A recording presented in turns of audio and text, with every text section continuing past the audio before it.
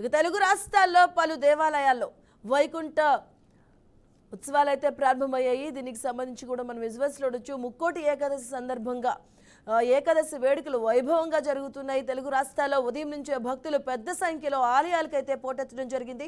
ప్రసిద్ధ పుణ్యక్షేత్రాల్లో స్వామివారి వైకుంఠ ద్వార దర్శనం కన్నుల పండుగగా జరుగుతుంది. ఇక తిరుమల శ్రీవారి దర్శనం కోసం తెల్లవారుజామున అంటే 1:45 ఉత్తర ద్వార తలుపులు అయితే తెరుచుకున్నాయి.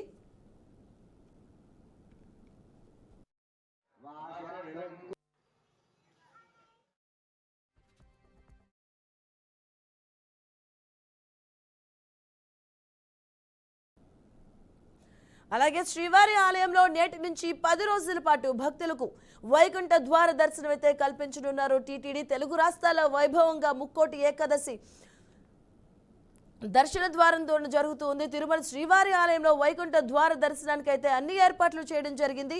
తెలుగు రాష్ట్రాల్లో ముక్కోటి ఏకాదశి ఉత్సవాలు వైభవంగా కొనసాగుతూ ఉన్నాయి. ఆలయాలకైతే పోటెత్తారు భక్తులు. అలాగే భద్రాచలంలో కూడా ఘనంగా ముక్కోటి ఏకాదశి అయితే ఉత్సవాలు జరుగుతూ ఉన్నాయి. ఇక ఈ ఏకాదశి సందర్భంగా ఉత్తర ద్వార దర్శనం అనేది ప్రత్యేకంగా చెప్పుకోవచ్చు.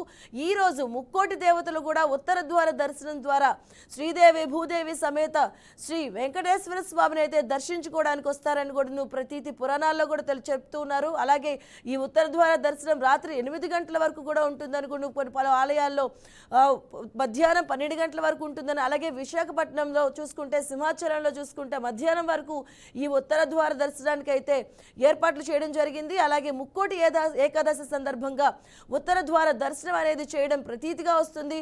పలు సెలబ్రిటీస్ అలాగే ప్రముఖ రాజకీయవేత్తలు కూడా తిరుమలకు చేరుకున్నారు.